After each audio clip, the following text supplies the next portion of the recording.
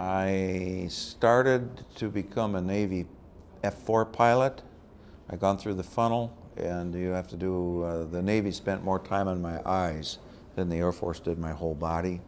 And you have to take kind of an in-depth aptitude test, because if you were too much of a risk taker, they didn't want you, and if you were too conservative, they didn't want you. Anyway, the scary part to me is the Navy, because you have to have the ability to take off and land on an aircraft carrier. I'd be making an 8-year commitment.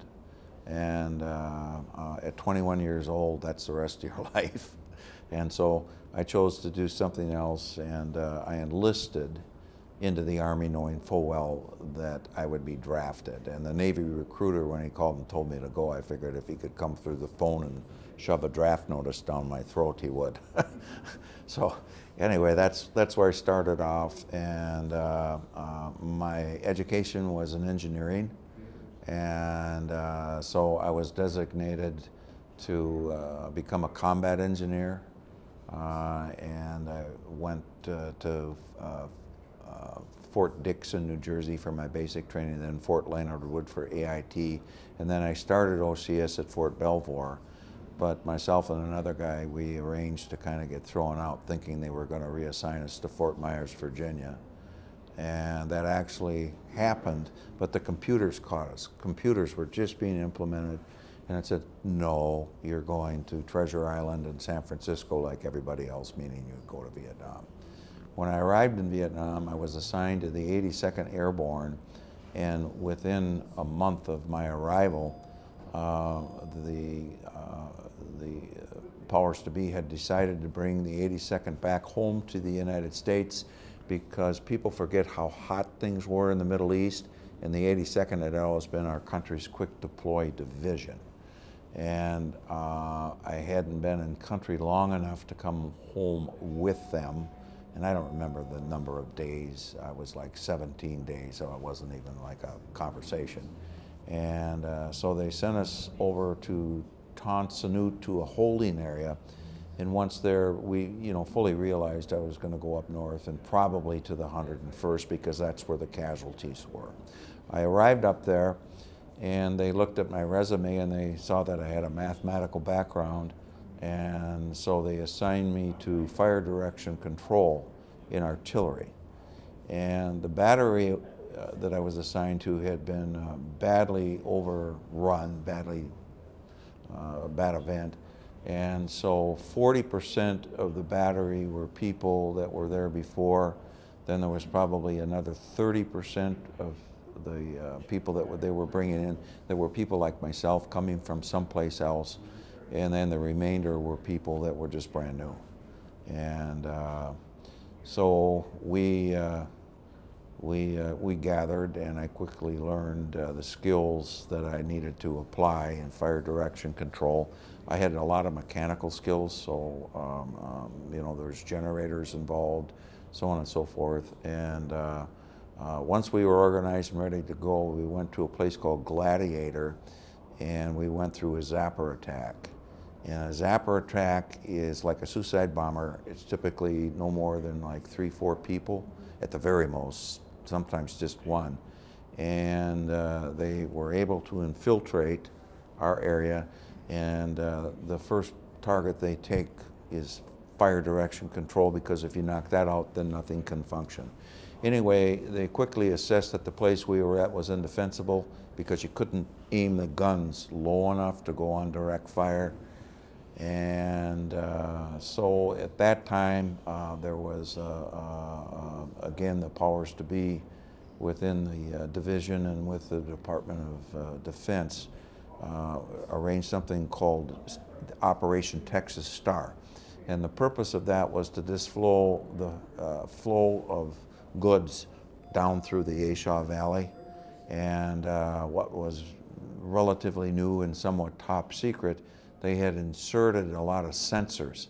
And the sensors were about the size of a wastebasket, maybe a little taller. Some were just strictly motion, some were heat, and some actually had the ability to smell. And so they could tell the difference between a water buffalo and a human being. And so those were a lot of our targets that we fired. We also had other live targets, but a lot of them were those sensors. I suspect we killed a lot of water buffalo, and I don't know what else. And anyway, then we knew we had left Gladiator, and I'm skipping, went to a place called Fire Base Ripcord. The Battle of Ripcord, there's been some very creditable books, but unfortunately there's little film or anything of that nature because it was a clandestine mission, so therefore press of any kind was not allowed. And things went on, and we felt things to be abnormally quiet because we knew they were out there, but they were never engaged. In late June of 1970, there was the infantry people that were associated with us, and it was a couple different units, and they would rotate. And all of a sudden, in the middle of the jungle, in the middle of nowhere, they found a wire, you know, communications wire. And they had a scout, and he could interpret, and then that was a realization that we were in deep, deep, deep trouble. We knew at least there was a couple of thousand of them, and later on history has bore out that there was more like 8,000 of them, and only a couple of hundred of us. And then on July 1st, they launched their first mortars onto Ripcord itself. And I personally, I don't really know, and not in a position to tell you the damage from the first round, but the second round is the one that affected me. I was actually hit by the first round of the second barrage, and I was very blessed. I was chosen to be medevaced, and because I didn't have any more medevacs for some time, and just everything was correct. It was a time where I drifted off into deep shock because my chest was blown open, my head was open in the front and the back, my leg was half hanging off. I got back to the hospital, and I was fading in and out, and then I came back, and then they asked me to start to count backwards. I got to 99, and that's all I remember for about 3 days. And then eventually when I was stabilized, then they sent me, the first place was a small Marine hospital in Quantry Field Hospital.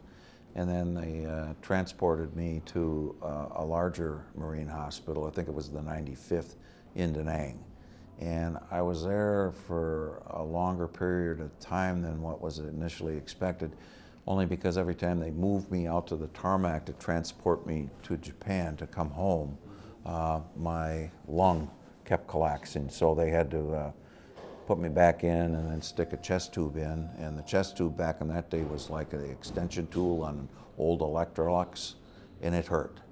The big event being there, it was half doped up all the time, was I saw the movie MASH. They wheeled us out, and so anyway, that was kind of humorous. And then eventually, you know, I got to Japan and cycled out and ready to go home, put on a 141, and many of the people around me at that time were in much worse shape than I was. There was a guy in a bunk that was adjacent to mine, and when we finally arrived at Travis, I'll never forget this, you know, they put you on a litter and then put you on the tarmac, and then they would transport you on a C-130 to your final destination. But when we were on the ground, the gentleman that was, he was a triple amp and other bad injuries. He looked around, and the sun was coming up, and he could kind of smell the fresh air. You know, he knew he was home, and that was it, and he died. And I've never really forgotten that. And everything went well at Fitzsimmons. I cycled out. Eventually, I was offered a medical discharge, but I didn't want that because I didn't want the stigma of a medical discharge at that time, you know. Afraid people wouldn't hire you. And when I finally was discharged, The company I worked for was tremendous. I worked for Ford Motor Company, and they made a job for me here. I had a wedding planned, and the problem was I got discharged from the hospital, from the Army, started my new job, had to buy a car and got married, and that all happened in 48 hours. So I was kind of busy. And anyway, I went through life. I've had many blessings. And I retired in December of 2001. And then that's when I really focused on giving back in terms of service, serving on boards of nonprofits. And then I really focused on the veteran side of it. I was recruited basically to be the hospital rep for the Purple Heart people at the VA hospital, and today I've got somewhere around 7,000 hours of service there.